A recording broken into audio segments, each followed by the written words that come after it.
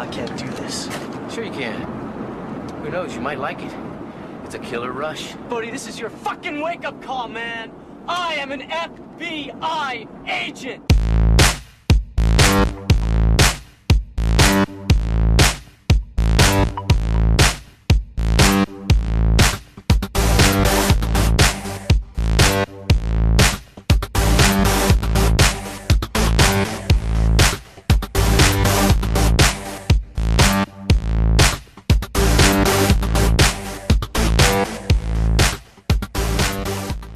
This is the Ticket Stubs Podcast. I am one half of your host. I am Jay. Along with me as every week, as always, my cohort, my companion, my teammate, the one I love so much. Zach, how you doing? Good. And this is the mashup of the ages. Me and you together once again every week like we always do, except for that one week where we had a break. We don't got to talk about it. You know, Zach, this podcast is an amazing thing that we do. It's a pretty amazing thing. I'm proud of it. I am very proud of it. I'm very happy that we do this podcast. You know what? And there's no one else on the planet that I would like to talk about movies with other than you, Zach, one of my best friends in the world. That touches me right in the heart. You know what? I'm glad we got to say that on this week's episode of the Ticket Stubs Podcast. I am too. But before we get into the thick of it, the show starts out, as we always do every week, with what we've been up to. Zach, what you been up to this week? This week in the life of Zach has been extremely busy in the TV and movie world. Oh, shit. Okay. Because as we know, Walking Dead about to close out. I hear it's good. The episode this week, so good. I hear it's been killer. Such a good episode. I think this is one of the best episodes of the season. Like, season 5, depending on how this season finale goes next week, season 5 might be one of the best seasons of The Walking Dead that they've made. Okay. Like, it is a really solid season. I've been hearing some hype, man. Yeah, it's really, really good. This episode, basically, they're still in Alexandria. Rick had his heart-to-heart with Pete, or whatever the hell his name was, the white beater.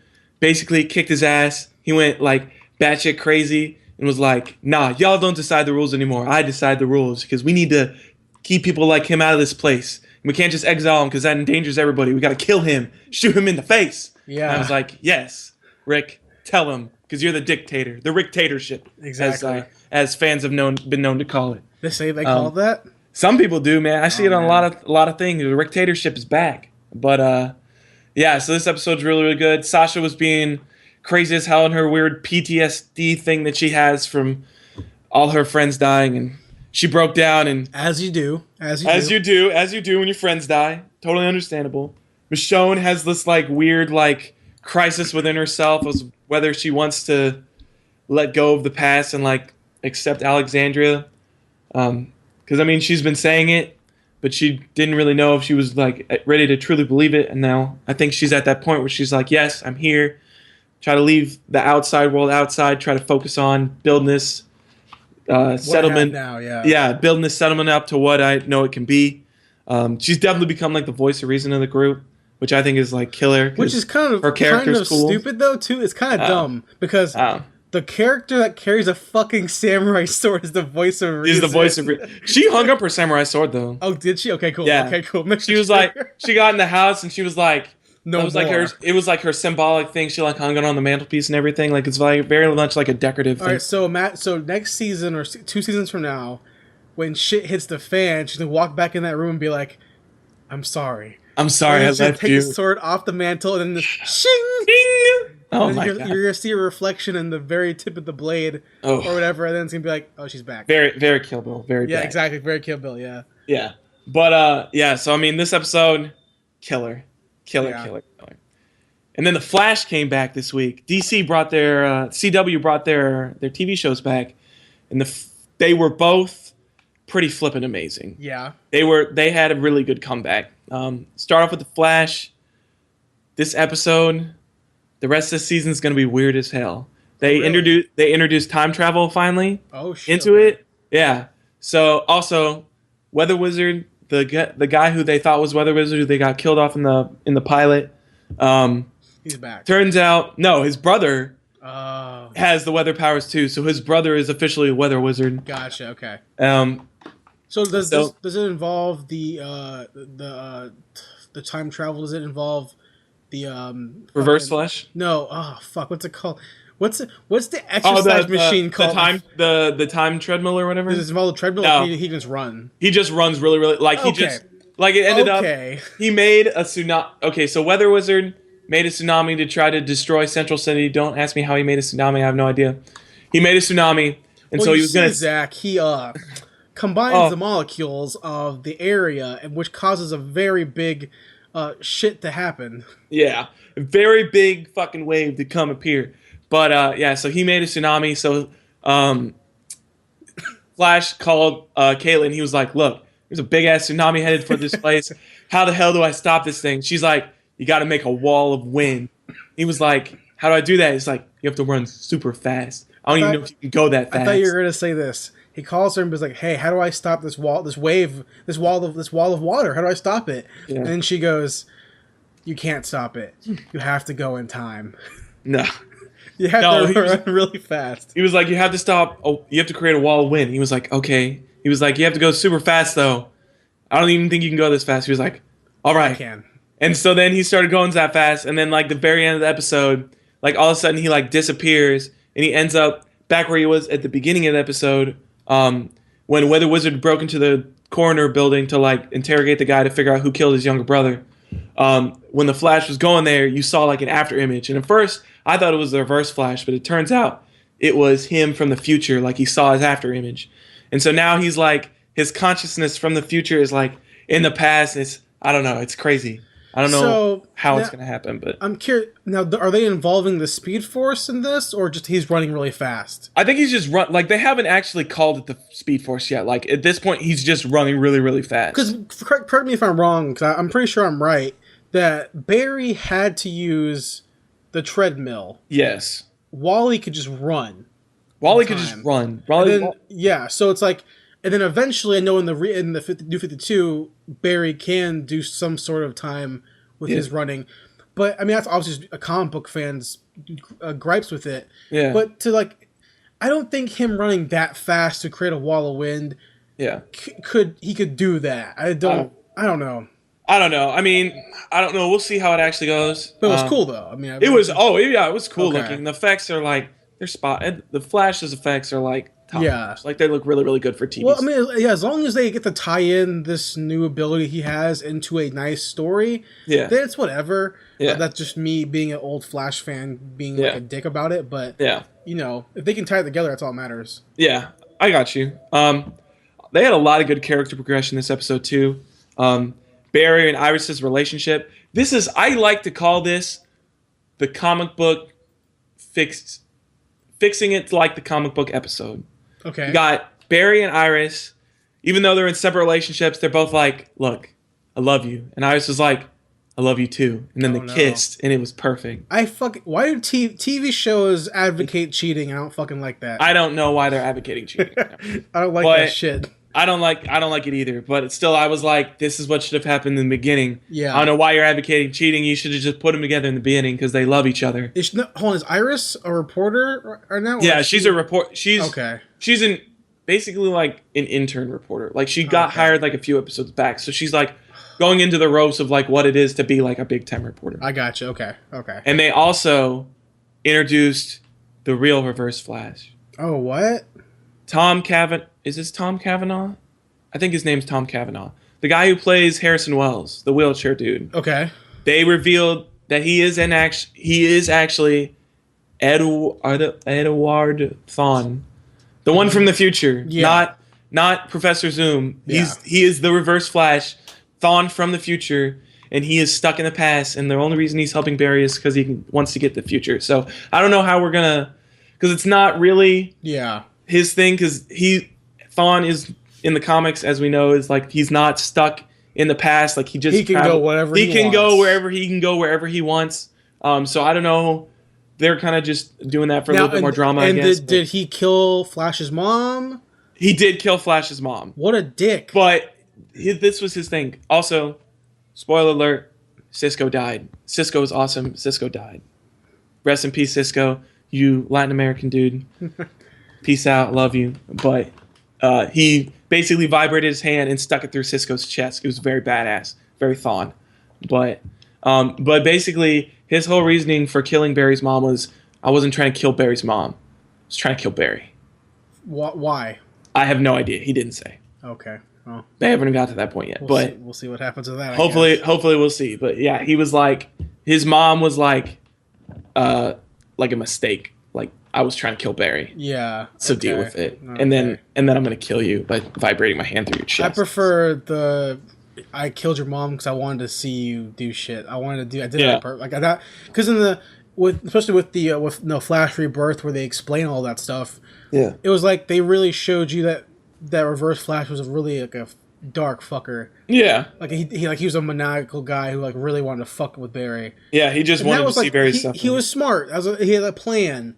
Yeah. I don't like this mistake bullshit. I mean, again, if it becomes a cool story, then cool. Yeah. And it didn't have to be the same story that I already have. I mean, he obviously he has a plan. Like, he definitely has a plan, and it revolves around Barry.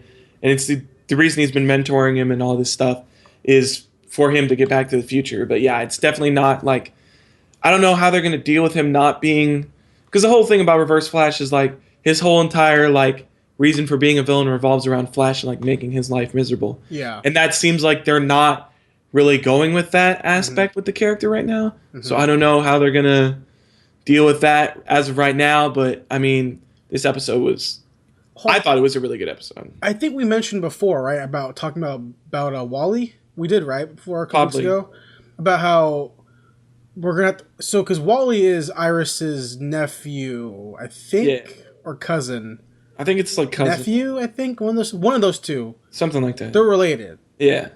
So we're gonna have like a little super young ass Wally. If they show him, he's gonna be super young. Yeah, he's gonna be super, because Barry's already super young. So it's like, you're gonna have to have even younger than him. I mean, he's not even a full forensic scientist yet. You know what I mean? Is he not? I mean, I'm not sure. I haven't watched Flash, but in Arrow, he wasn't even. He was like a assistant. Yeah, forensics assistant, like still in college. It seemed like.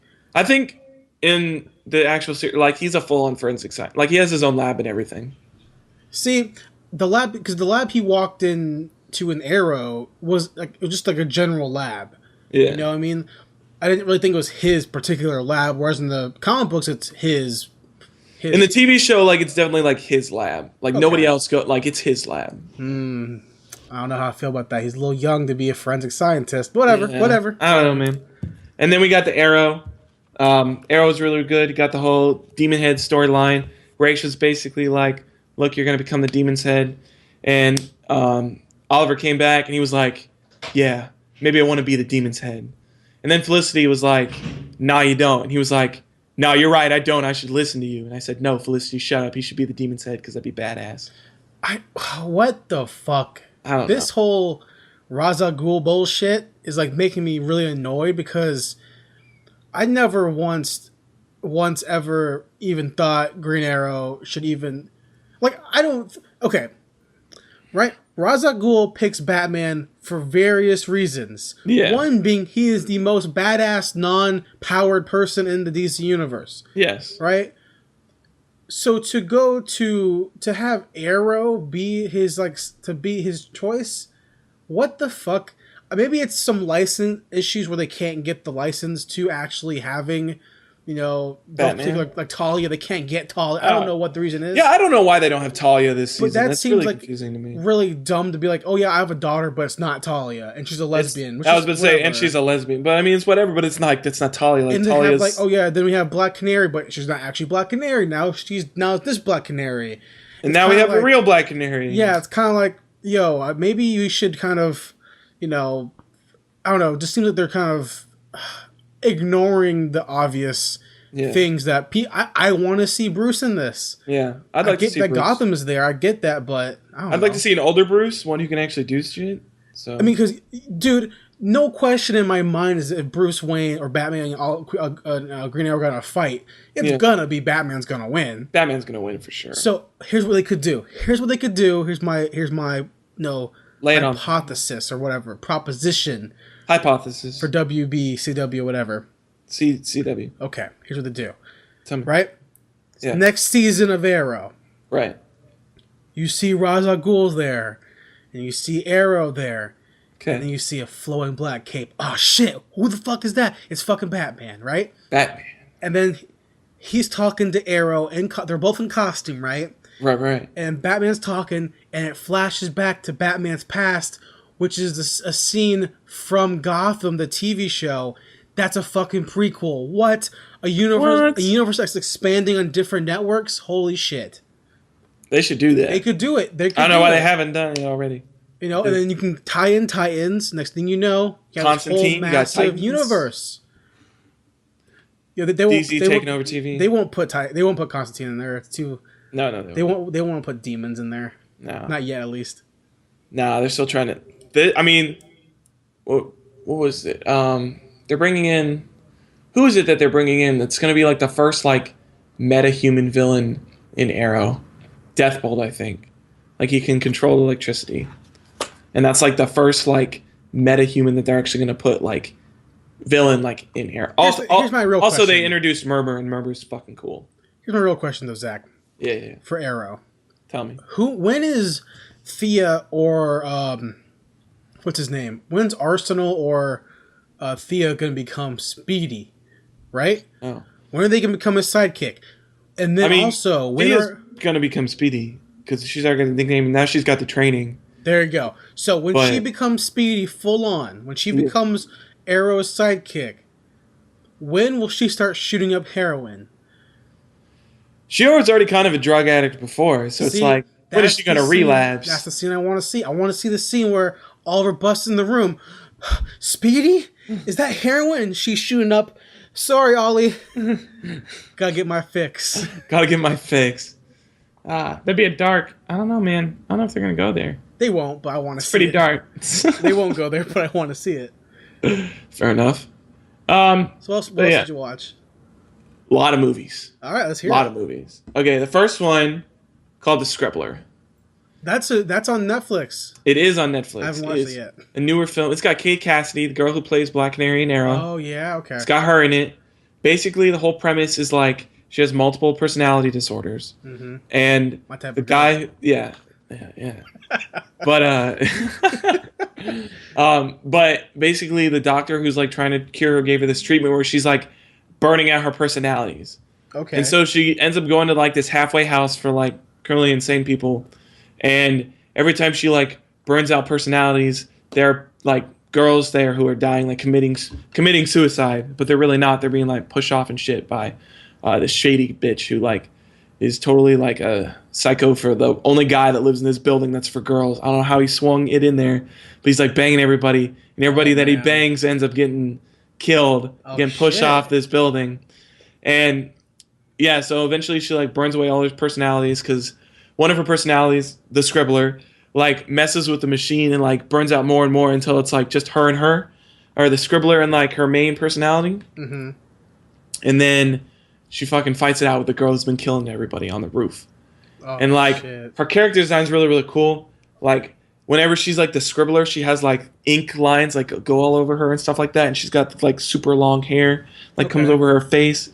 It's pretty cool. That's cool. Okay. I like it a lot. It's very comic booky. So it's a fun movie? It was a fun movie. I enjoyed it. Because Katie Cassidy, right? Yeah. I hated Laurel. I hated Laurel for a lot of it, but I hated her for season 2 and for most of season 3. See, but I also love Katie Cassidy. I think she is an insanely awesome actress. I think she's a gorgeous actress. Yeah. So yeah, I'd totally check it out. It sounds like a cool premise. Yeah, definitely. Yeah, you definitely should. It's really, really good, and it's not that long either. It's like an hour and a half. So there you go, perfect time. Yeah, because action movies shouldn't be that long, honestly. No, they really shouldn't. Now, this movie was like, if it'd been any longer than an hour and a half, I'd be like, you're dragging it out too long. Yeah, totally. But it's really, really good. I also saw Snowpiercer. Mm-hmm. Chris Evans, the Korean-ish, I think. Don't even try to say his name.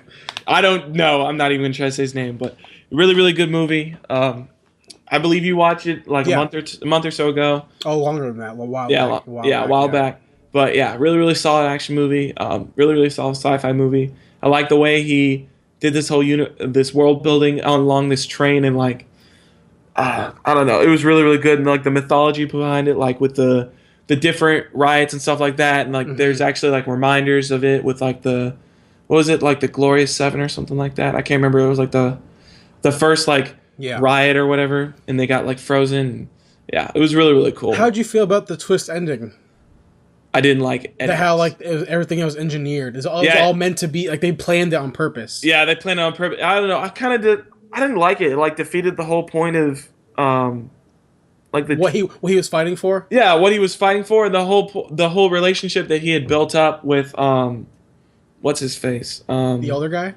Yeah, the old guy. How the older guy's actually working with the front of the train. Yeah, he's like, oh yeah, the front has to work with the back. Or what is it? The front has to work with the tail or something like that. Yeah. And I was like, nah, the tail just takes over the front. See, the twist of it, I thought was a really cool slap in the face kind of. And the things that he did with the kids, I was like, oh, that was dark stuff. That was a really cool twist. I was like, hey, you're working all this time to get to the front, but in reality, this is planned. You weren't that special. You weren't supposed to get that far. Yeah, you were a cog in the machine, and we're kind of playing you because you're part of the system. And like, to me, that was a really cool twist to have that in the movie, and then to have the scene where, well, first off, spoiler, they die. They all die. They all die except for the girl and the girl and the little black kid, little black boy. Yeah. So like the Korean girl, the daughter of the Korean guy, and then the little black son that gets taken away in the beginning of the movie. They survive, which they're gonna be fucking dead anyways. Except for there's a polar bear, man. So you never know. But they're gonna fucking die. But they got all them furs on, man. Yeah. Oh, but they're gonna kill the bear and then wear the bear skins? Yeah, they wear the bear skins. They eat the bear and take his meat and nourish their bodies. You have a little boy who can't do shit. And you have a drugged out Korean girl. They can't do anything. But the scene in the movie where they kill the teacher, right? Yeah. That scene is so good. That was so. I did not see that coming at all. With the egg thing, and then they all pop out with like those like mini machine guns and shit. And I'm like, where the fuck did you get all these mini Uzis from?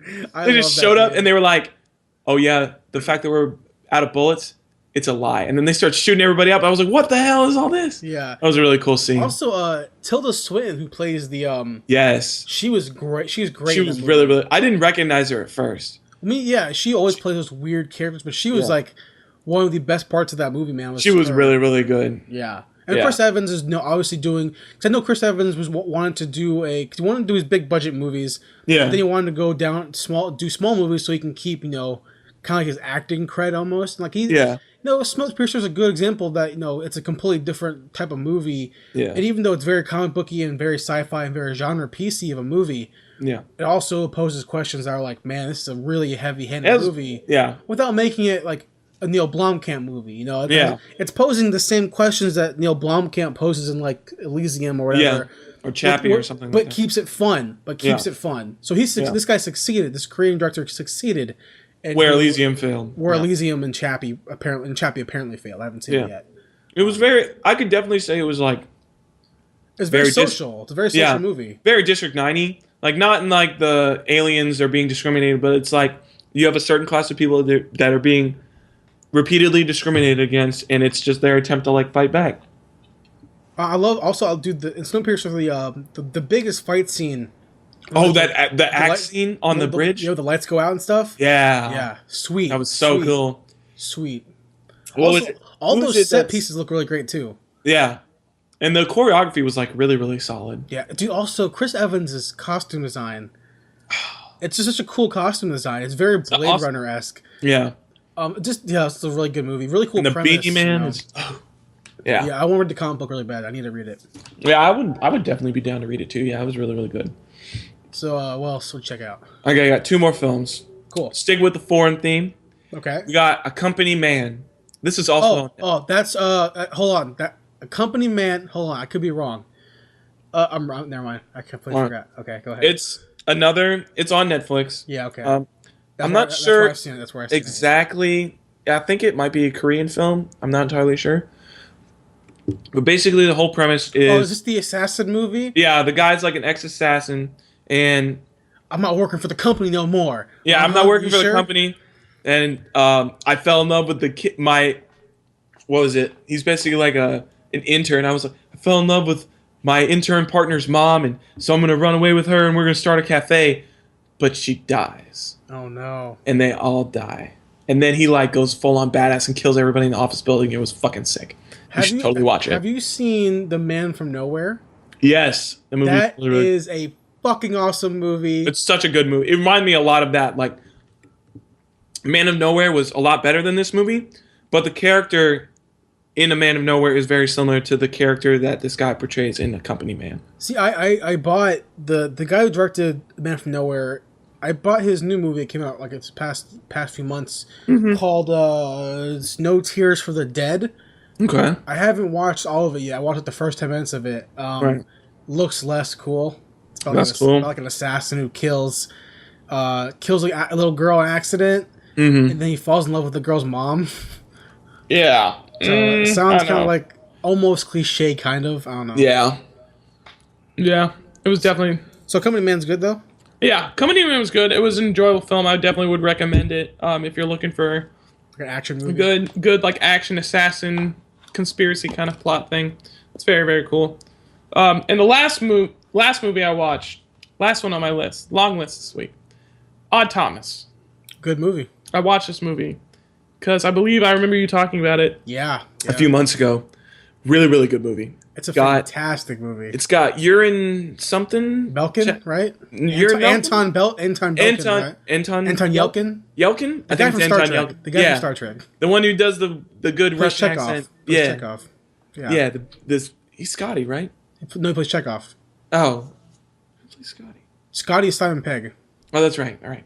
Yeah. But yeah, Odd Thomas, really, really good movie. The premise was like It's cool, awesome. right? Yeah, the whole I can see dead people, but they are like these things that like go around mass murderers, and if they see you, they'll fucking kill you. Well, yeah, you could see. Well, he could see the evil spirits, and he could see like regular. Yeah, and regular too. ghosts, and he's like very like I don't know how else this premise sounds familiar to me. Like the whole I see ghosts and I like use that power to like help put their souls to rest, but I can't remember.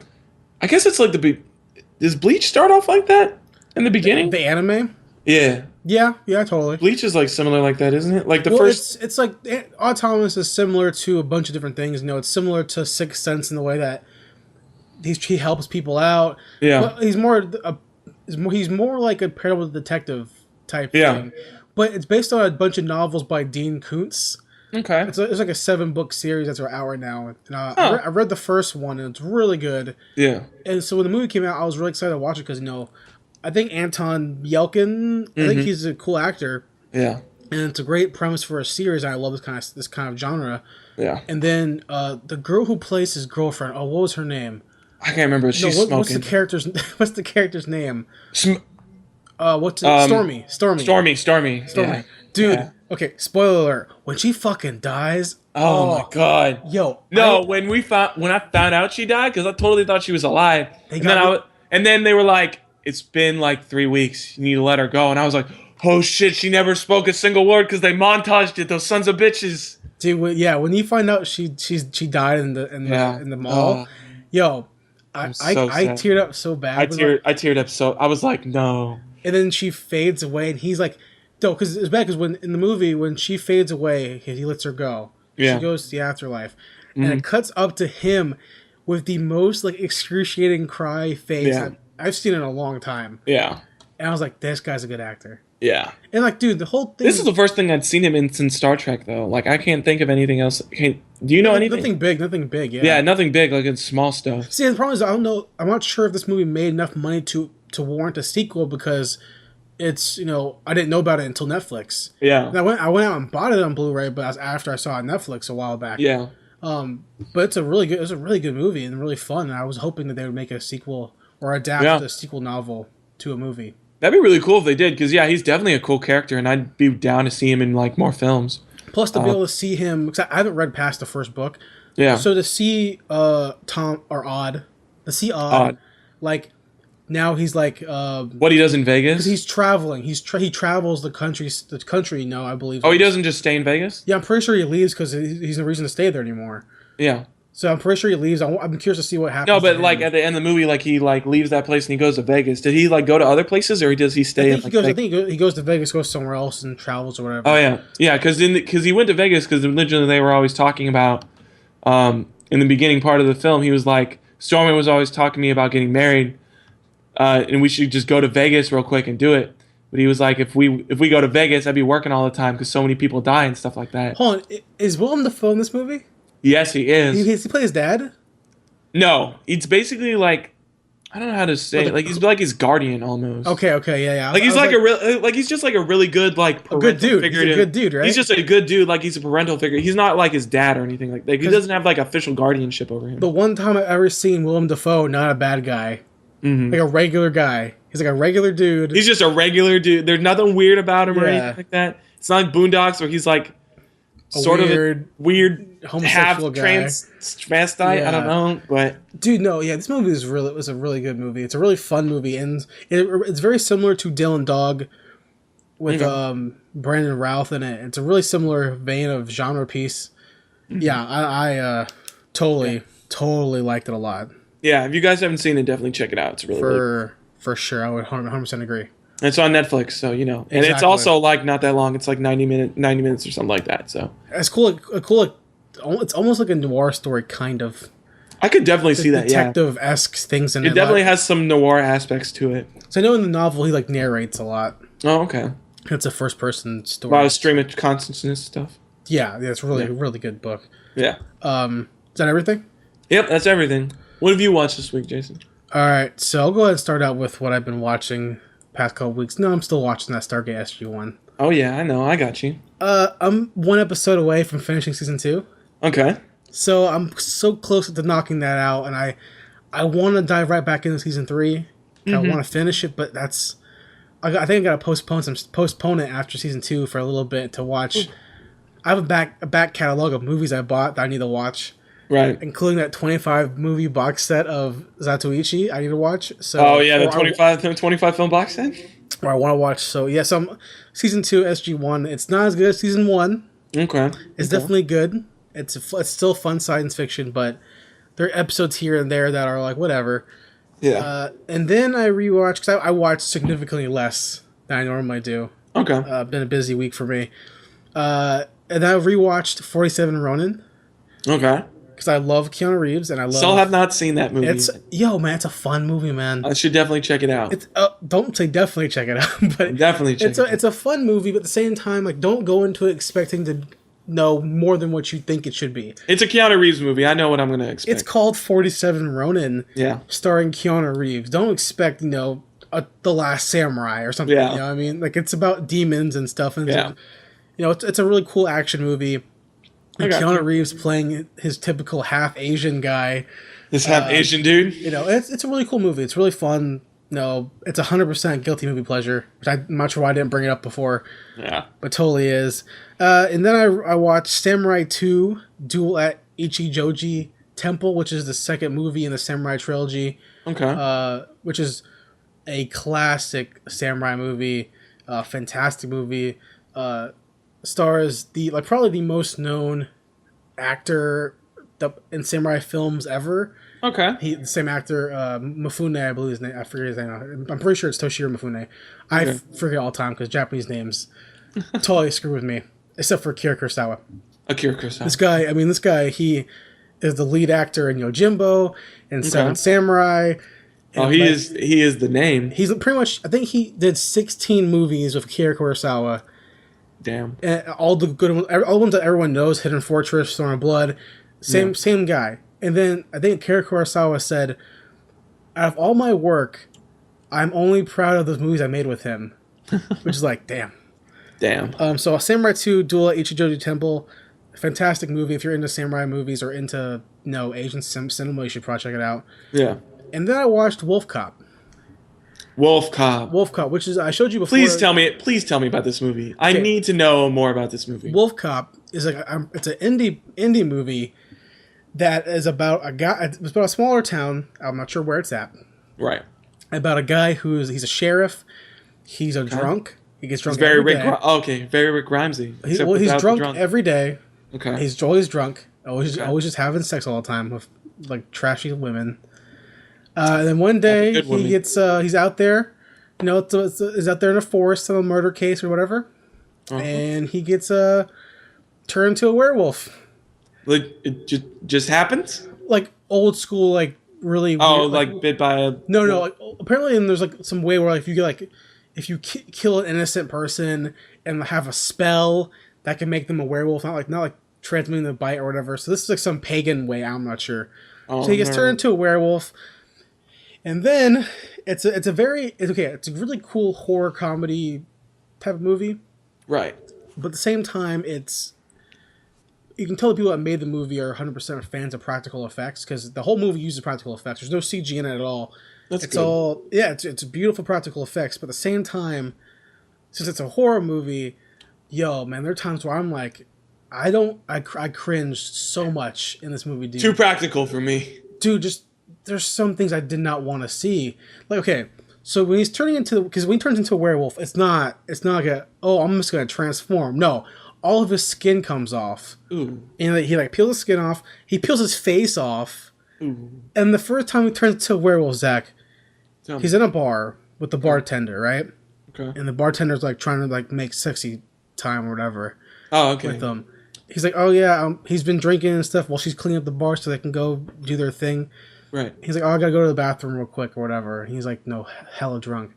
Uh-huh. So he goes down to the bathroom. He's like, oh no, I'm turning into a werewolf. Oh, he doesn't know what's happening, but the clock strikes the time. Bing! Werewolf time. Bing! And he's peeing, and it's the first shot you see of him turning into a werewolf. It's a low-angle shot looking up at him while he's peeing, and you see his prosthetic penis explode into a prosthetic wolf penis. I don't need to see this. And then his bones start, beautiful practical effects, right? Right. The bones popping out and his skin tearing, all stuff like that. Right. And it's super gory and bloody when he transforms. And then a bunch of people come into the bar, want to like do something or whatever, and he kills all of them, cuts their heads off and stuff like that. And Well, damn. again, very practical effects. Yeah. Tears their faces off, very practical effects. And so eventually he can kind of control it and becomes Wolf Cop. Wolf Cop. Because he's gonna solve the crime because he's 10 times stronger now. He's Okay. a wolf. Well, He's a wolf wolf. cop. He's a wolf cop. He's a Wolf Cop. So he makes his car into a wolf cop mobile. No, he just fucking He no. like tears the doors off, paints it black, and like paints like gets like a W on the hood of the car. No, my fucking. It's really campy. It's campy on purpose. Okay. And then he goes and fights crime and like kills a bunch of people. And then he has sex with a girl while he's a werewolf in the jail. And it's kind of like a softcore porn scene, and it's like smooth jazz playing, like candles lit. Oh my god. And then it ends with an action-packed finale, super, whatever. I got you. If I wasn't a science fiction fan, if I was into campy horror movies, like a lot more than I actually am, I would love this movie. This movie would be like my hit of the year, probably. Yeah. Because again, practical effects are amazing, and Yeah. I haven't seen them used this much in a long, long time. I got you. So if I was into horror films, I would be like, oh man, this is fucking awesome. But I'm not, and horror films really bug me sometimes. Yeah. And I don't need to see someone's prosthetic dick turn into a wolf dick. I got you. So, but it wasn't a bad movie by any means. Just Right. it was to me it was okay. I would say It's check it out because it's a really cool indie flick. Okay. So yeah, Wolf Cop. Wolf Cop. So that's Gotcha. that's what I watched this week. I have a huge Okay. list of stuff I want to watch today though. Okay. I have a huge list, man. Tell me about it. Because I guess I've been saying I've been watching SG1. I've been slowly going through that, and today I'm gonna go ahead and I'm gonna finish SG1 season 2. Right. Okay. I have the stack next to me, right? I'm going to finish the last movie in the Samurai trilogy, Right. right? Which is like an hour and 50 minutes or whatever. Okay. And then I want to rewatch Prometheus because I haven't seen it in a long time. I haven't seen that movie in a long time either. I can't even remember how it ends. I know it sucked. I know it wasn't good. I know it but- sucked, So I want to rewatch that because I remember it sucked, but I remember it was pretty. Yeah. Oh yeah, it definitely looks really, really good. And all this news about Prometheus 2 and Alien 5 makes me really want to watch it again. Yeah. And then I'm going to watch Yojimbo. Okay. Jimbo. I've Okay. seen it a billion times, love the movie. Right. After that, I'm watching Apollo 13. Ooh. Tom Hanks, Ron Tom Howard, Hanks. classic movie. Ed Harris is in that movie, isn't he? He plays no, I think you're thinking of the other space movie from 1993. Or is he in both? I have no idea. I don't Possibly. And then I'm going to watch, after Apollo 13, this is going to be a long day, Okay. long night, I'm watching Pacific Rim. Pacific Rim. That's a good movie. Then after that, I'm watching Logan's Run, which is a science fiction classic movie from the 80s. I think I heard of that. After that, I'm watching the movie I mentioned before from the guy who made Man from Nowhere, The Tears of the No tears for the dead. So No tears for the dead. that's my plan for today. That's a pretty big plan. Pretty big plan. Probably not gonna finish it. It's probably gonna change after the first movie. So, I got you. that leads us to our next segment of the show, which is not news this week. It's not? I have a question. Oh, Zach. okay. Because we have a lot of news this week. I have a lot of news personally. Yeah. A lot of decent amount of news. a lot of franchise news. And Yes. a lot of sequel news. Yes. We talked about it before. Yes. When it came to superhero movies, flooding the market with superhero movies. Yes. My question is this though, Zach. Okay. All these franchises, man. Okay. Do we have too many? Are we running too many franchises into the ground? Are we pushing too many out per year? Because we have things like Mission Impossible 5, Yeah. Alien 5, Prometheus 2, the two movies from the same franchise coming out not even a year apart from each other. Oh, no. You have all these franchises who are just plowing the media field, though, bombarding us with these. Most of the time they're shitty. Yeah. So do we have too many franchises? Should we need to stop making these franchises so big? Should we stop? How do you feel? I definitely feel like the problem we're having with franchises is the problem that we have as Americans with everything, which is we will make something over and over again until people are finally sick of it, or it just becomes so shitty that we're like, we need to stop making this. See, but here's That was the problem with Aliens. Yeah, totally. But the thing is, though, Aliens, right? Right. Some people really like those, like 3 and 4. Yeah. Whatever. But I think the biggest problem with this franchising thing, besides superhero movies, Right. is Transformers, right?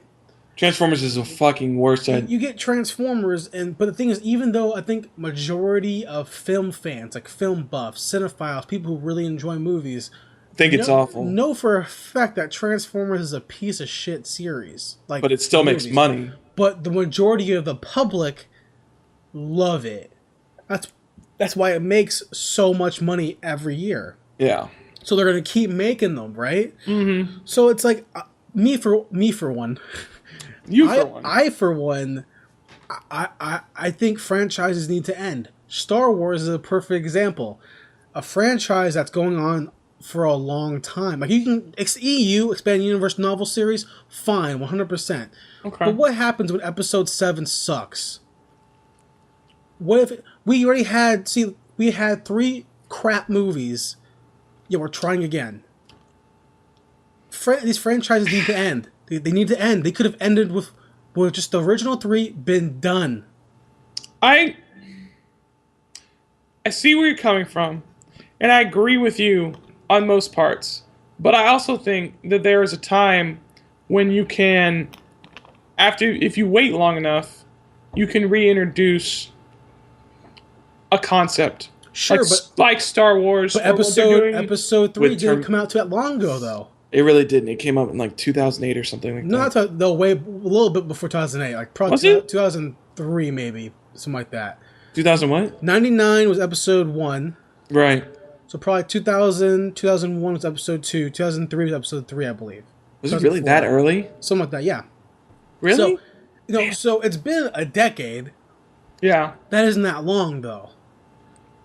Um, And I get that Star Wars is that weird thing where it's kind of like there's so much love for the series that people are willing to give it to J.J. Abrams to redo it. Plus, since Disney bought it, of course they're going to make a new movie series. Yeah. I get that. yeah. But at the same time, it's like, people get mad. We get mad. You and I get mad over non-original stories. Yes. We hate seeing movies that we keep seeing over and over again. We get really mad for things that are just kind of replicated. Yeah. Yet we're going to be the first in line to see episode 7. Oh, I'm gonna be first in line. I'm sorry. But see, I think episode 7, I think Star Wars, I see what your argument you're is. giving it a pass because it's Star Wars. No, I think Star Wars is a bad example for you to use. I think if you use something more along the lines of Transformers or what's been going on with what's another franchise that's been suffering? Here's why I think Star Wars is a Transporter. Well, Transporter should be dead. You don't need a new Transporter. You had 3 with Jason Statham, and the third one was and the second one was good. Should have been done after the first movie. That was a one movie deal. First of all, no. Second movie was really, really good. No, It should have been done after Transporter should have been done after one movie. Nah. Crank should be having 5 movies because Crank is amazing. Crank has like 3 movies, doesn't it? 2. Does it only have 2? High Voltage in this first one. Oh, okay. But see, here's the thing. Here's why I think you're giving Star Wars a pass, right? Here's why I think you're giving it a pass. Okay. How many? There are 4 Transformer movies, right? Yes. There are 4. Okay. And they're coming out with the 5th one. Coming out the 5th one. There are 6 Star Wars movies, right? Yes. And a majority of people think 4 of them are crap. 1, 2, and 3, and Return of the Jedi. Majority of people think those 4 suck. I don't know. I think you're Most people think the Ewoks is garbage. Oh, well, most people think the Ewoks is garbage. That's half the movie. You can't disregard the movie just because of the stupid teddy bears? But you can't disregard a movie because of Jar Jar Binks, right? But people do. Oh, no, I disregard it for way more than Jar Jar 1, 2, Binks. and 3, well, majority of Star Wars fans in general, not just you, but in general, think Return of the Jedi is like one of the weaker ones of the original trilogy. Okay, I can see that. Empire, New Hope, and then Return is like usually the usual order it goes. Yeah. I think Return of the Jedi is the best one, but whatever. I've already said I think Empire is the best, but I go Empire, Return, and then New Hope. So. But Empire is the general assumed best trilogy movie. Everyone says that, which I get completely because it totally is a great movie. Yeah, it's really good. But most people who are Star Wars fanatics, people who know the series, 1, 2, and 3, and 4 and episode 6 are the weakest ones. And 1, 2, and 3 sucked. They sucked, right? 1, 2, and 3 were bad. They're garbage. Everyone, even Star Wars fans, are the first one to tell you that they sucked. Yeah. Yet we give Star Wars a pass on making episode 7. But we as film fans get mad at Transformers for making another one. Franchising needs to stop. We need to learn when to stop making it and quit. But we can't learn. But the money comes in. We know Star Wars is going to make money, which I get completely. I'm going to pay for it. I know. I mean, that's why they keep making Transformers. Even though they get panned, they make money. So if it makes money, you're going to keep doing it. That's why all of a sudden superhero movies are back, because all of a sudden they were able to make Iron Man, and Iron Man was good, and they're like, people are willing to pay money to see this. Totally. Let's make more and make them good. And all of a sudden people are willing to pay more money. I think even though I hate superhero movies, like there's so much of them, right? And we have so many on the docket coming up, which we talked about before. Yeah. Here's why I can't compare Star Wars to superhero movies, because I can watch all of Star Wars in one day, and I can generally enjoy it. I love Star Wars. I can be enjoying with it. Yeah. Right. I can watch every Marvel MCU movie. Not one of them, except for like maybe Thor 2, is bad. Like Iron Man 3 is whatever. Iron Man 2 is whatever. But they are episode 1, 2, and 3. Yeah. Right? The whole MCU is like pretty solid movies. So I get it. Yeah.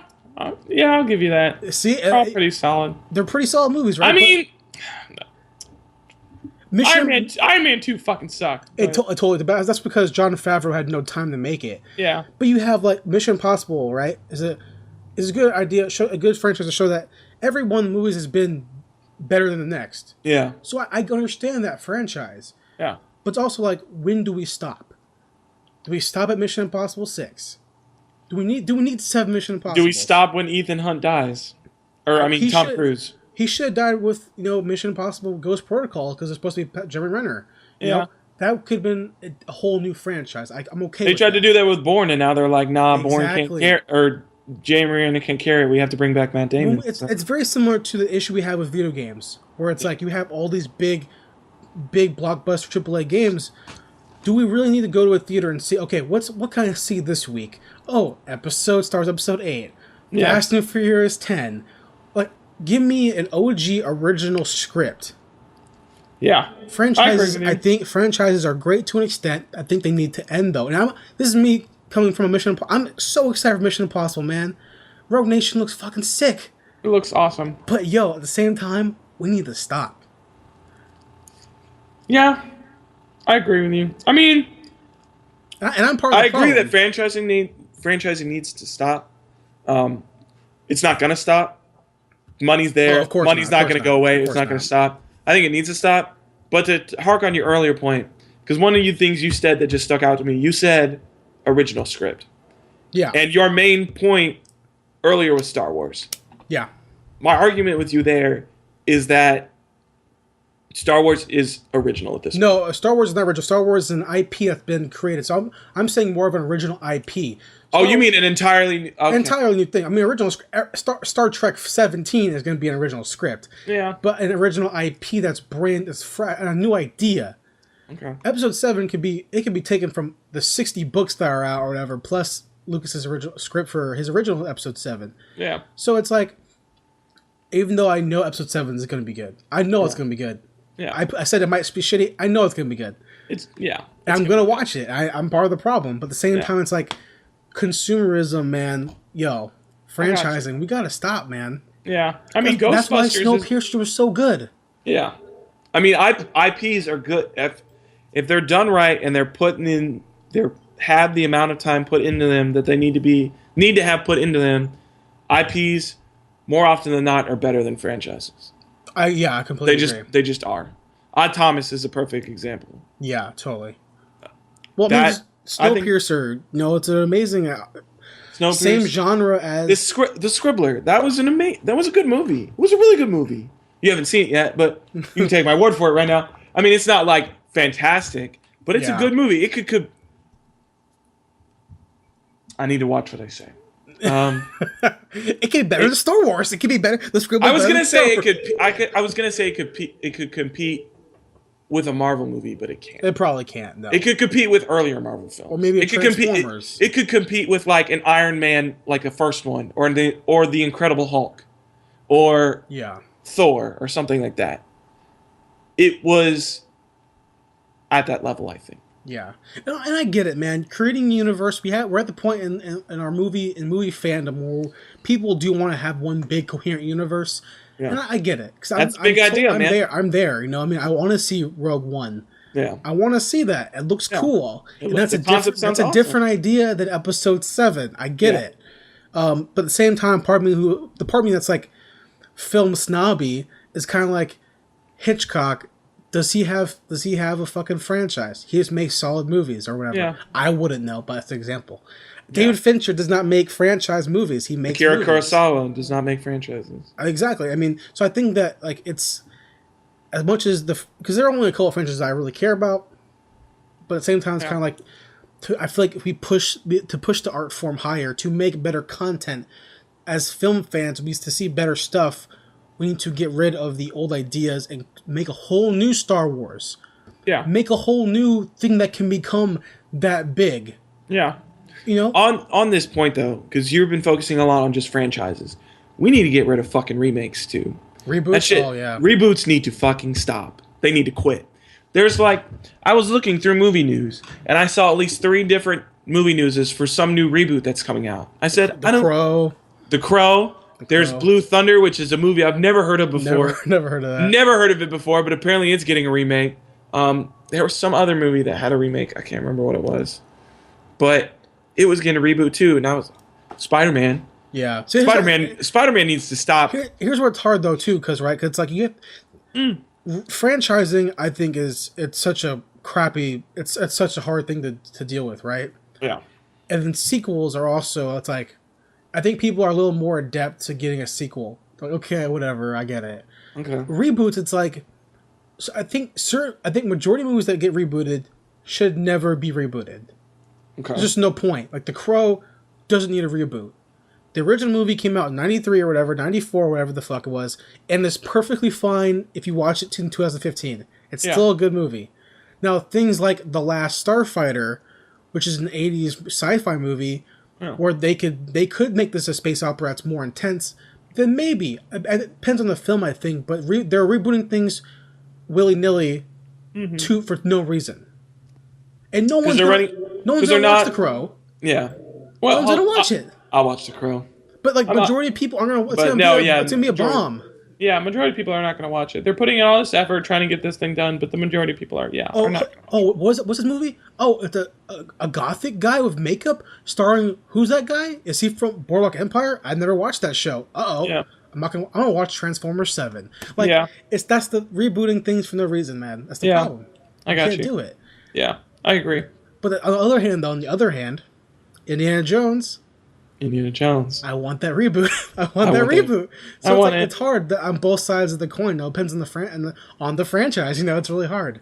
Yeah, I mean, yeah, it's a hard conversation to have because, especially at this point, they're just such an integral part of the movie going the experience in itself.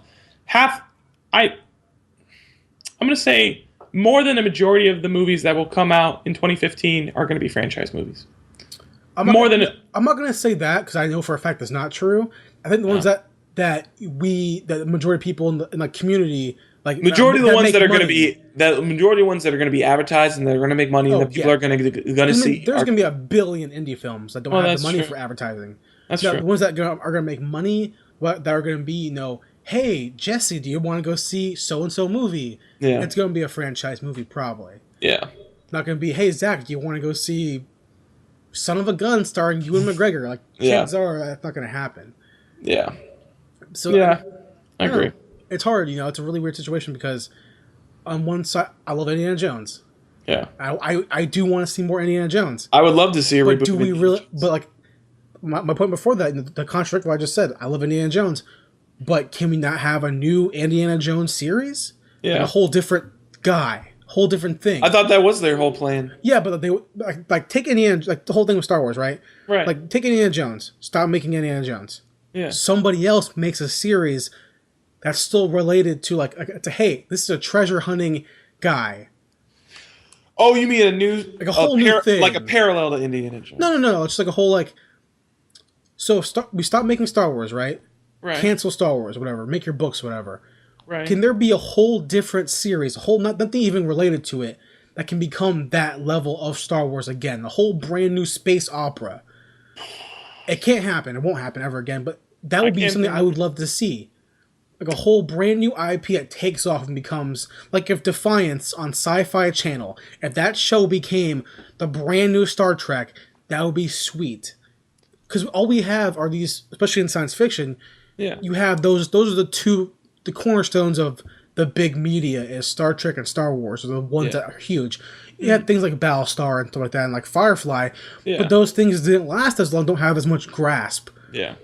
I would love to see a whole new IP, a whole new idea, a whole new series that's original. I agree. That's different. Yeah. With that being said, I'm going to watch episode 7. I'm going to be there. So, I mean, I'm going to be there. I'm going to watch it. So, and I'm going to watch the Marvel movies, and it's just going to exactly. happen. I'm going to feed the beast because I'm going to be there. Yeah. Even though I hate franchises to an extent, I want to see fucking Ant-Man. I want to see. You can't. I want to see Ant-Man. Ant-Man's going to be cool. It looks good. Yeah. So, I mean, as much as we can sit here and bitch about them making franchises over and over again and not coming up with new original content, but I mean, we're gonna go see them, and the movies are always. I'm not gonna say always, but most franchises, the ones that have stuck around, have been making decent films. If you look at Mission Impossible, you got Marvel, DC's coming up. They are looking like they have their shit together. Yeah.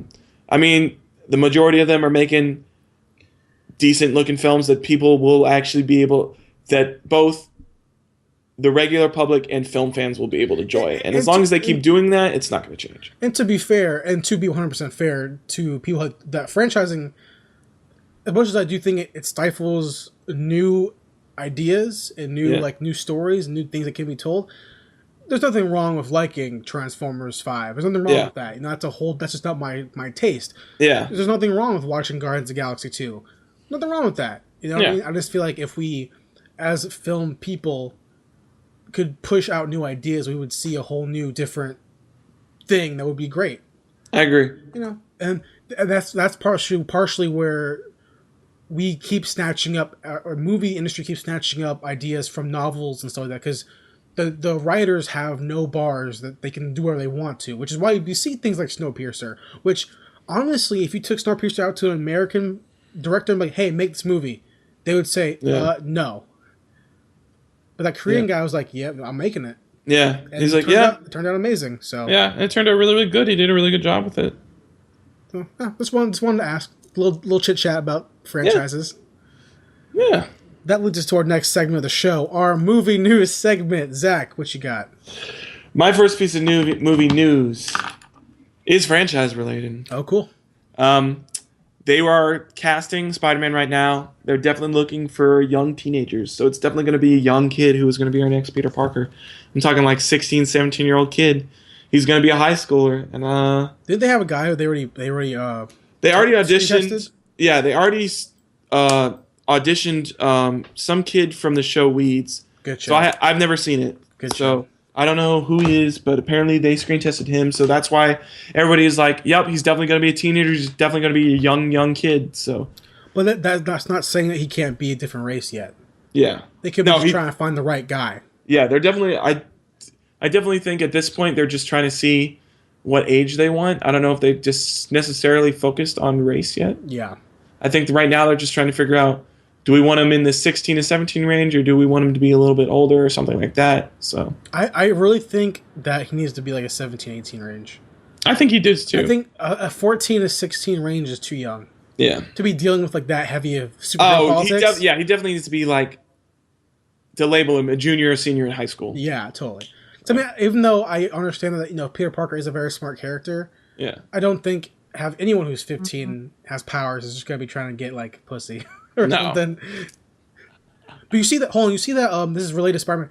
You see that Shailene wants to be Mary Jane. I don't know who Shailene Woodley is. Who's that? She's Divergent girl, Fault in Our Stars girl. She wants to be no. Okay, here's the thing. Here's the thing about Shailene Woodley. Okay, I've only seen a couple of her movies. Fault in Our Stars is one of them. Yeah. I thought she was great in the movie, honestly. Looking back at it now, I thought she did a really good job. I haven't seen Divergent or Insurgency. I saw Divergent. She was alright in it. So I haven't seen it, right? Her haircut looks bad. I only watched a couple episodes of Secret Life of American Teenager back in the day. I haven't seen that. It wasn't bad. It was like whatever ABC Family soap opera. ABC Family. Show. But I did see something on Tumblr. I saw a GIF set of a movie she's in called like the Blue was Winter. It's some recent movie where she plays a character alongside Thomas Jane. Thomas Jane is an actor who played the Punisher in 2000 the Marvel Punisher from like the mid 2000s, whatever. Okay. With like John Travolta, and he's in the movie. It's a show called Hung on HBO. He's a really great actor, really cool actor. He loves Punisher, loves noir films. But in this gift set, in this movie he's in with Shailene Woodley, he pulls her boobs out, and I was like, I want Shailene Woodley in every movie now because it was great. But as Mary Jane, 100% no. 100% no. She was. I think she played Mary Jane. She was supposed to be Mary Jane before they canceled her. What? With the Andrew Garfield movies. I'm pretty sure she was cast as Mary Jane and then they cut her out. Yeah. But I don't think she can play Mary Jane very well. I don't think she's snarky enough. I don't think she's sassy enough. Which she could totally do. I haven't seen her do that before. But I think they should get someone else. Yeah, I agree. So, more franchising news on my end as well. Okay. Alien 5 has a working title. Ridley Scott's producing it. And a few things had to be altered story-wise so Blomkamp's film would not screw up with Ridley Scott's Prometheus sequel, Prometheus 2. Okay. Which is cool because, it shows you that they're both working in unison together. And that Neil Blomkamp already has ideas that he's sending out. So he already has a script already completely finished, along with those pictures that he put on Instagram, which is cool. Yeah. But to show that we have Prometheus 2 coming out, when Prometheus 1 sucked, do we really need that? Not really. Not really. But Alien 5, so apparently he said that in the interview with, I believe it was Collider, I think he was talking to. Mm-hmm. That he's talking to somebody. I don't know who he's talking to. Yeah. But so he has the script ready, changed a few things here and there. He has a title that they made change, but he likes the title a lot. Okay. Ridley Scott likes the title a lot too. And that it's coming out 2016, 2017 time. So okay, that should be something that I'll probably watch. Yeah. Even though it's a franchise. What you got for me? Next thing I've got a little bit of IP news. Okay. We got Simon Kinberg and Neil Blomkamp set to the Leviathan. Join in producing the Leviathan. Mm-hmm. I have not seen because apparently they had like a screen test or a proof of concept. Proof of concept, yes, they proof of concept. I have not seen that yet, but the concept sounds really fucking cool. Okay. If you have not heard of this concept, I'll lay it out right quick. So basically, it's in the future. We have developed a way to travel faster than the speed of light and to explore other planets. And the only reason we're able to do this is because apparently there's some big whale out in space that makes eggs, and we take whatever is in those eggs and we use it to fuel our spaceships, and it allows us to travel to other planets. And if I missed anything, Jason, please tell me. The script is by Jim Uls, who wrote Fight Club, the script for Fight Club. Okay. You mentioned before Neil Blomkamp and Simon Kinberg. Simon Kinberg was the, I believe, screenwriter or producer for X-Men, I believe, one of those two. I believe he was, for X-Men. I think he's a producer, I think. Or script, one of those two. Yeah. So they're both gonna produce it, which is cool because it's like a internet, this internet video came out, got really popular, and then they're like, "Fuck yeah, we're doing this." Yeah. Now I did watch the proof of concept trailer, and holy crap, it looks good. It looks awesome. Okay. I don't know if they're gonna make it because it's a CG trailer. It's a CG thing, which is a gorgeous. As an animator who went to school for animation, this thing was fucking gorgeous. Okay. It took a lot of work, I can tell. Yeah. Now, if they make the movie a CG movie, it will still be really, really cool. Yeah. If they make it live action, it's gonna be a 10 times cooler movie if they can do it right. Okay. Dude, it looks so cool, man. Yeah. Anything involving the word Leviathan, dude, I'm into it. I heard Leviathan, I was like, that sounds badass. It's really cool trailer. Really cool. I mean, and as much as I want to be like, well, Neil Blomkamp Chappie sucked. Yeah. Apparently. He's not writing it. He's just producing it. He's just putting money in. I was about to say he's just backing it. So I mean, and most people I met in my life liked Fight Club. Yeah. With him being, I enjoy Fight Club. So and with that guy being the script writer for it, the screenplay, then it must be a decent, cool thing. The idea is really cool. They have a really original idea, and it looks like it could be really cool. I agree. But watching that trailer though, the one thing I thought about was sci-fi. I think it's fucking sci-fi shit. It's sci-fi? It was really cool. It sounded sci-fi shit. It totally fucking is. Speaking of sci-fi, tell me. Speaking of Ridley Scott as well. Okay. Ridley Scott's The Martian. First image released last week. Matt Damon on set with the rover behind him on some desert, which is replicating Mars. Yeah. And Matt Damon's in costume. Yeah. It looks cool. Ridley Scott, I think they're going to knock it out of the park with this. I think this will be his best movie in years, I think. Okay. Because I don't know. I hope so. Well, I don't know what his last good movie was. Prometheus was bad. Access Gods and Kings wasn't that well received. Gladiator? He had a movie before that, or after that, I believe. He did? I'm pretty sure he did The Counselor, didn't he? He did The Counselor? I'm pretty sure he did. Didn't he do The Counselor? I don't know. Hold on. With Matthew McConaughey? That's Lincoln Lawyer, I think. No. I think... The Counselor is Michael Fassbender. Okay, there you go. That's what I'm thinking about. Ridley Scott. Let's see. Yeah. Hold on. Let's see what he did. Because I know he did something recently. Prometheus, Alien, Blade The Counselor. Yeah, he did The Counselor. Oh, he did do The Counselor. Huh. Counselor, yeah. Robin Hood, too. He did Robin Hood? Robin Hood has a sequel? No, he did Robin Hood? Oh, the one with Russell Crowe? That movie sucked dick. I never saw it. It sucked. Okay. I didn't know he did that. Ridley Scott. Oh, man. Okay. All right. He did Hannibal, too. He did Body of Lies? I didn't know that. Gosh, he did all these movies I didn't know he did.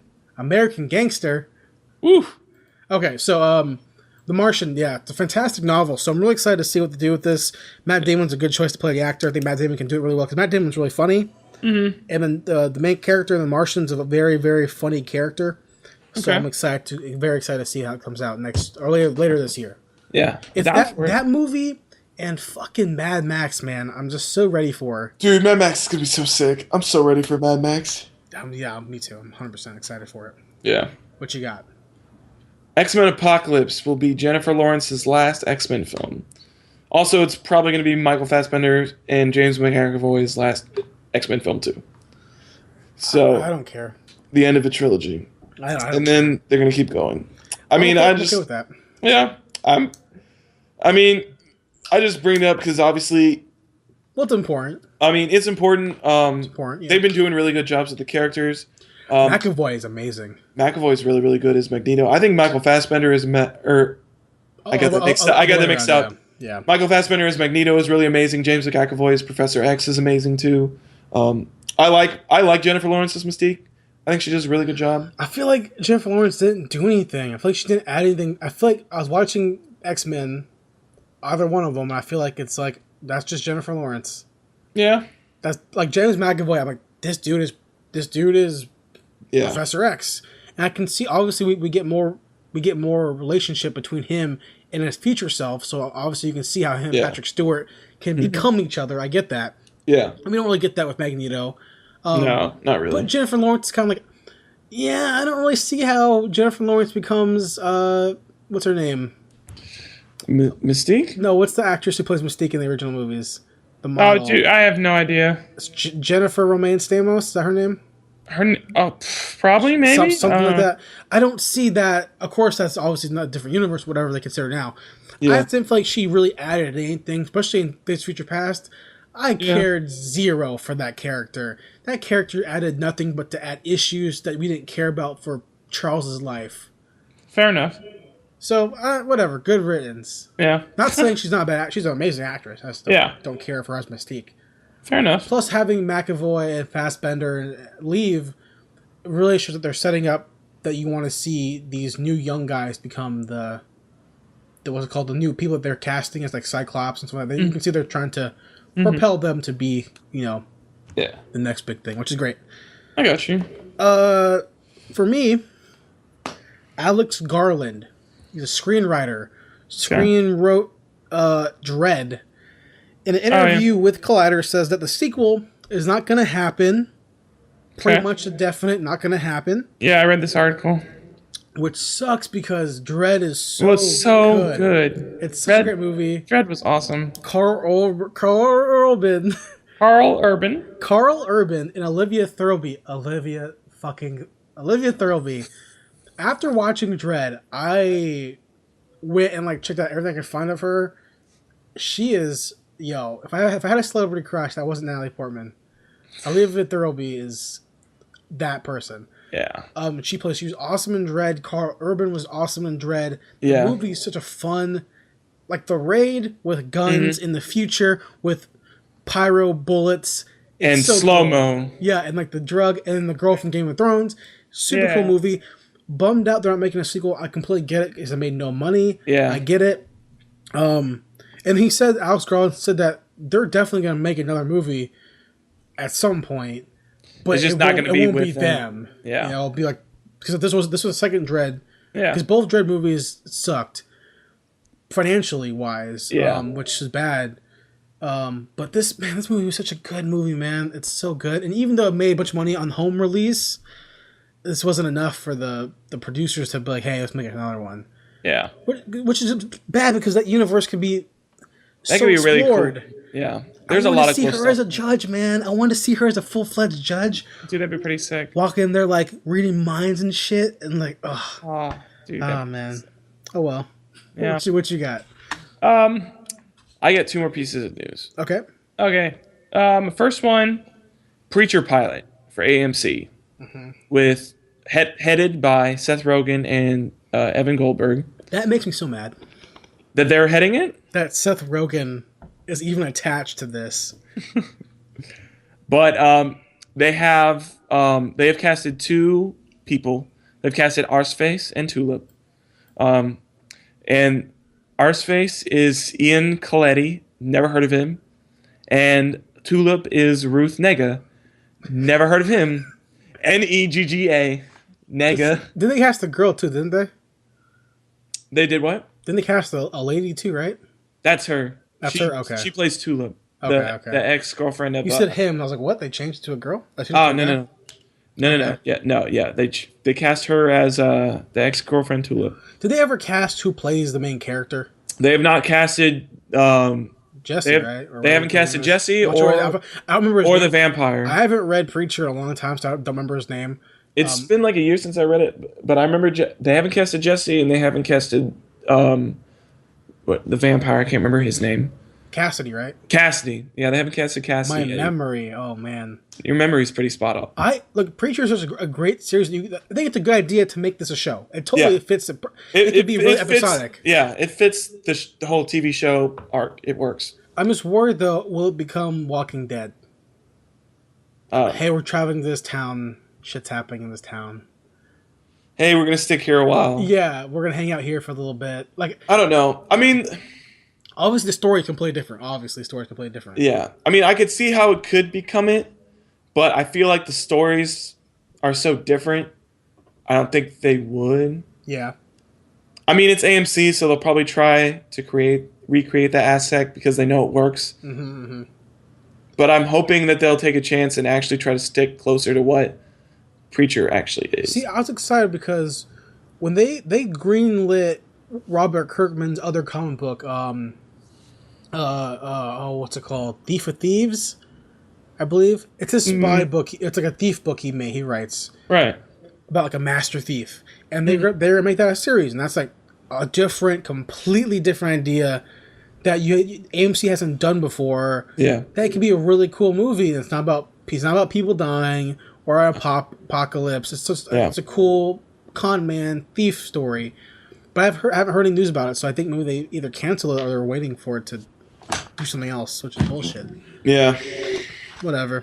All right. My last piece of news. Okay. Mission Impossible 5, Rogue Nation. Okay, I have no more news now then. Trailer went out. Trailer came out. Zach, what do you think about it? I am so excited for this movie. It looks freaking awesome. Rogue Nation, he's going against an entire army of people who are trying to take out the IMF, the anti-IMF, as they syndicate, as they so gracefully put it. I'm just really excited for it. It's Tom Cruise being a badass. You got Jeremy Renner and Simon Pegg. Simon Pegg being in it makes this movie awesome. He's hilarious. I love him in everything I've seen him in so far. Jeremy Renner's a good side character at this point. He hasn't really he hasn't really got himself elevated to that of a lead character yet, but he's been really good in these supporting roles. Yeah. He was good in Ghost Protocol. I feel like he's going to be really, really good in this.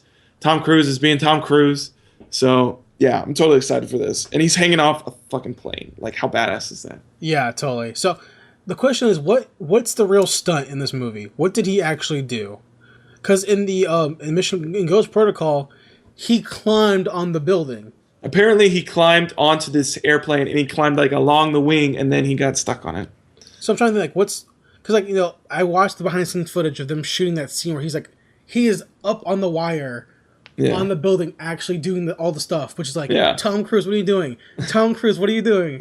Which, makes me love that he does this stuff. He's 100% committed to his roles. Yeah. But the question, I want to know, because in the trailer for Rogue Nation, they had the plane thing, which I want to know if he did that or not. Is that real? I want to know. I'm pretty sure he did that. I'm pretty sure that's real. And they had the scene also where he jumps into that bunch of sand or something.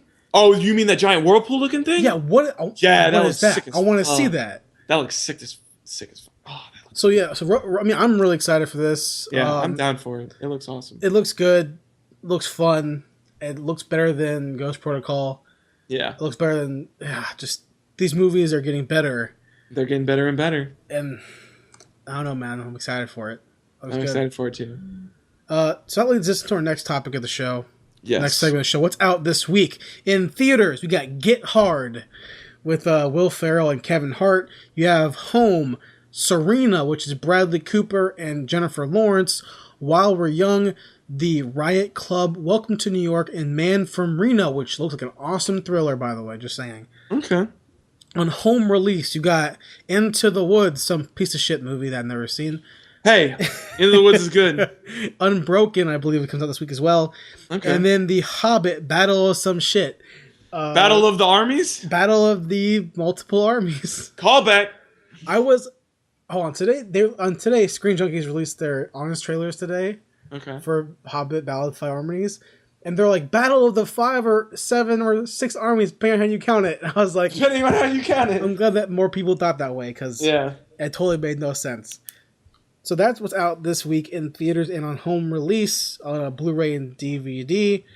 That leads us, Zach, to our final topic of the show. Got you. What movie are we talking about? We are talking about the assassination of Jesse James by that coward, Robert Ford. Came out 2007. Director is Andrew Dominique, who directed that piece of shit movie Killing Them Softly. And it stars, the Brad Pitt film. Yeah, and it stars Brad Pitt and Casey Affleck. Zach, where do you want to start out? What do you think about the movie? First of all, because when I brought it up a while back to watch it, you were like, "What movie was it?" I was like, "Yeah, I've never heard of this movie." And you're like, "Yeah, what? Yeah." But I enjoyed it a lot. I thought it was really, really good. I guess to start off with, the characters in this movie were awesome. Brad Pitt as Jesse James, very charismatic as Brad Pitt always is. Which definitely is something that you need for like the character of Jesse James. Yeah. To have somebody that can like suck people in and be like, look, I got this. And since we're there though, since we're talking about the character right now, flat out, just that Brad Pitt, man. If you ever have a doubt in your mind about Brad Pitt's acting abilities, this movie slaps you in the face because Brad Pitt completely nails this movie. He is Jesse James in this movie, and it is a treat to watch. I really enjoyed watching him in this movie. Well, just the fact that he, from the progression of the movie, starting out where he's kind of just hanging out, to the end of the movie where he's becoming more paranoid, and you see he's trusting less people. What's wrong with him? Things are happening, and he's becoming kind of a scary psychopath, crazy guy more than he was before. Yeah, and like you really see him go from like this creepy. You see him go from like a regular guy who's just robbing trains. In Missouri to like this insane. This guy is like awake when he's sleeping. Really, he's not really sleeping. He has a gun all the time. He's like, he's like telling everyone to like, you don't leave until you ask me. You can leave. It's like that's he goes. The progression is insane. But on that note, though, man, while Brad Pitt is amazing, Casey Affleck, yo, he does work in this movie. Zach, why do people forget this guy exists? I don't know. When was the last movie he was in? Like, has he been in anything recently? Probably was not a good movie. Probably was not. But the question is, though, he's a good actor. Between this movie, dude, he's from Boston, right? Which is you see that in Gone Baby Gone. He's so good. Like, he's just a Boston guy. Yeah. Then he comes out with this movie. Okay. And he goes from being this guy who thinks Ben Affleck's little brother, who can't act probably, into being he got nominated for this movie Best for an Actor award. So it's like he goes and see him become this whole new guy. Whole new guy. There's and like I love this movie, right? Because when you first see Casey Affleck's character or Casey Affleck as Robert Ford, Bob Ford, whatever, you first see him step into the campfire scene at the beginning of the movie. To try to like get on the team to rob the train. From the instant you see him, you feel this awkwardness. He is such that makes you want to stop watching the movie. So it's like he steps on and he starts talking like, this guy's so fucking creepy. This guy's so fucking cringy. He's just weird. It gives me goosebumps. That shows how good of an actor that Casey Affleck is for him to create that aura. Because those scenes didn't have much music behind it. There wasn't like some loud thing. It was just him acting. And it's like to see that, not only see him to become this awkward dude that makes you go, this guy's creepy. This guy's fucking creepy. And then when the characters in the movie acknowledge how creepy he is, it makes it 10 times creepier. And he starts saying like, I'm sorry you feel that way. And it's like, just stop being creepy. Stop being Lou Bloom from Nightcrawler. You're being fucking creepy right now. Oh, gosh. And then to have him, Casey Affleck, to have him be in the same scene and same set and same dialogue with a legend like Brad Pitt, because by now Brad Pitt's a legend. Brad Pitt is the living legend. He's one of them for sure. And for him to hold his own, and honestly, in my opinion, outact Brad Pitt, that says something. That says something to me. I mean, I wouldn't necessarily he outacted Brad Pitt, but he was definitely on equal footing with Brad Pitt. He was definitely going toe to toe with Brad Pitt. I think he was stand out. I think Brad Pitt, while amazing in the movie, I think Casey Affleck, man, did something I've never seen that guy do before, you know. And I've seen Brad Pitt in tons of movies, and he's a fantastic actor. Yeah. You know, he saves movies, you know. And Troy was an amazing movie. He was awesome in Troy. He was so good in Troy. But oh man, Casey was like, Casey it really makes me wonder why he's not an Oscar. It makes me wonder why people think Ben Affleck is like this visionary. Yeah. I love Ben Affleck. I think he's an amazing director for what he's done so far. Yeah. But Casey Affleck, man, holy shit, he knocked out of the park with this movie, man. Yeah, I completely agree. I think Casey Affleck, If it hadn't been Casey Affleck, I don't know who else it would have been. He definitely totally became Robert Ford. I'm not sure who else they could even cast as that. Tobey Maguire, maybe? I don't know. I don't think I could see Tobey Maguire in that kind of role. So after watching it, Zach, because I've seen it before, I rewatched it again. Okay. What was your favorite part about the movie? Anything that stands out to you? I think the train scene definitely stands out. In the very beginning of the movie, when they're actually robbing the train, that scene was... First off, the way it was shot was absolutely amazing. We should mention that this movie is gorgeous, right? Oh yeah, cinematically, this movie is gorgeous. Especially the flashback scenes. Yes. Really good. Yeah. Well, his the camera work they did in general, like the way they did the whole like old timey thing, and then like rounded out the edges at some point. Yeah. They got like the whole. I don't want to say fisheye because it wasn't like zoomed in, but it was like warped the edges. Yeah. Of it, yeah. Yeah. Like they kind of like faded it out, made it blurry. Yeah, and the colors that they used, especially like. I'm trying to. I think whenever Jesse James flat. Yeah, they're very dull colors. But they look good though. They match Western. But it was a very, very Western film. It screamed Western. You're talking about the train scene, which I agree, it's shot so well. Yeah. The actual train scene itself, like them on the train, don't really care for it. It's a fine scene, nothing wrong with that. You get to the character development between the crew, and I get that. Yeah. I love right before the train gets there, when they're all camping, Jeremy Renner is singing the song. Oh, yeah. And then you see Jesse's there, and he's like, you know, he gets up, walks over to the railroad tracks, and puts his ear to the railroad. He hears the railroad ringing. And then that whole scene of them prepping up with the lanterns, and then he's walking towards like the wooden like barricade he makes. Yeah. And it's just all silhouette. It's every shot. And this movie, to me, it's 2.5 hours long. Yes. It's a long movie. It is a long film. It's like a 2.5 hour art film almost. It's a really artsy, a lot of artsy shots, and what puts up to me when we're talking about the cinematography of it, at the end of the movie when Charles and Bob are outside the James estate. Oh yeah. Preparing for what they're gonna do later the next day. Yeah. It's you see Bob is pumping water, and Charles is sitting in a chair. Yeah. Surrounded by, like, what are those things called? Oh, those plants. Wheat. He's surrounded by a bunch of wheat. Wheat. And, like, the wheat's like, you know, flying around him, and you see the shots, like, so artistic and beautiful, and the color toning, and, like, it's such a pretty movie, and, such a beautiful shot. It's a good movie, yeah, totally. I love that. The cinematography is great. Yeah. Cinematography is excellent. It's really, really good. Also, my head is... Okay. But yeah, I completely enjoyed this movie 100%. I definitely didn't know what it was going to be going into it. Because you had talked about it, and you were like, it's a Western, it's got Brad Pitt. And I was like, all right, well, I mean, Brad Pitt's good. Casey Affleck was good in Gone Baby Gone.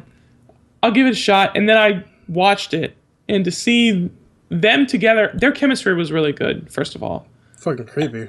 Yeah. And then you have Jeremy Renner, who was annoying as fuck in that movie. You didn't like him? I think he performed amazingly. The character he played. Oh yeah, the character. Yeah, the character's annoying. Yeah. Yeah. I mean, just everything about this was solid. I love though, because it's like it leads up to the assassination of Jesse. Yeah. But while stuff is happening, stuff really doesn't happen. It's really just a drama between humans. There's like you have the one robber in the beginning of the movie, which is all the action. Yeah. And then 2.5 hours of talking. Yeah. That's about it, really. Really, it's just talking. And then you have the progression of Jesse becoming more paranoid. Yeah. And the progression of Bob becoming more weird. Yeah. But then you see the other members of the crew doing their things after with each other. Like when you see Little goes over that hangs out with Jim Renner's character. I forget his name. Yeah. And he goes to his house and he's like, she's that woman up there, off limits. That's my dad's wife. Yeah. And he's like, I'm gonna fuck this girl. This girl. And then he bangs her in the bathroom, which is like, it's first of all weird. It's gross, is what it is. It's a weird place to have. Look, I get it. I was watching. I was like, I get it. She's a very pretty woman. Yeah. But why you can go to? She's taking a dump. Like, hold on. You caught her in the middle of taking a dump, and you're like, he walks in. How did he know she was there, or did he really have to go poop? I have no. I think he really had to go poop. I think he had to really go poop, but then he got it. He got there, and he was like, the lights are on. I get it. The lights are on. She's here. About to bang her. But then it was weird. It was really creepy too because he walks in. She's like, not even surprised. Oh, I'm embarrassed. She's just, now. I'm waiting for you. I'm embarrassed. Basically. And then she's like either dumping or peeing or whatever. He's like, I don't mind. That's fucking creepy, It's dude. weird. It's so weird. Don't do that. Yeah. He's the poet guy. Like, don't do that. Yeah. Ugh. And then she. He's the smooth talker. Yeah, and then she blows the candles out, and then her and Little, they do a little ding ding in the back. No, hold on. You know what's even creepier about this movie? Because this movie is really creepy. It's flat out. This movie is really creepy. Yeah. Not in like the, oh my gosh, I shouldn't watch this movie. It's a great movie, but it's just the characters. What the okay, I have my dad's side of the family's from Missouri. Okay? Right. And they aren't creepy, so I'm not sure what's going on. But the scene where Robert Ford is taking a bath in the middle of fucking nowhere. Oh, yeah. And then Little pops up. He's like, you got a big dick. You got a big dick. He's like, you got a big dick for a little squirrel body of yours. I was like, what the hell is going on? Oh my gosh. And no, he says, you got a big something with that little squirrel body of yours. And then Robert says, you come out. Zach.